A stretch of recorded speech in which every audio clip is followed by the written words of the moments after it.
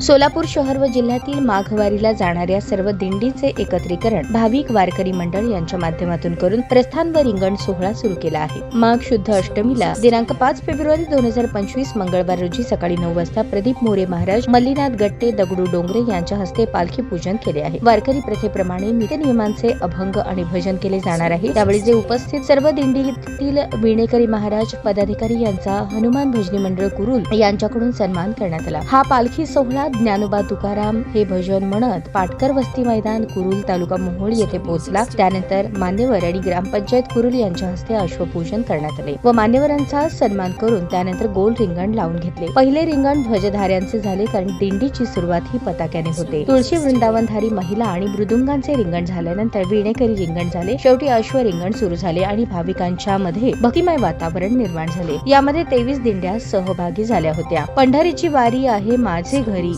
आणिक न करी तीर्थव्रत या न्यायाने वारकरी पंढरीला जात असतात। हा सोहळा पाहण्यासाठी परिसरातील हजारो महिला व पुरुष भाविक उपस्थित होते। तसेच सुधाकर इंगळे महाराज राष्ट्रीय अध्यक्ष यांच्या मार्गदर्शनाने संपन्न होत असून या सर्व कार्यक्रमासाठी ज्योतिराम चांगधले प्रदेश उपाध्यक्ष, सचिन गायकवाड उपाध्यक्ष, तानाजी बेलेराव, सुरेश पोखरकर, गोरख शिंदे, ज्ञानेश्वर भोसले आदी पदाधिकारी उपस्थित होते।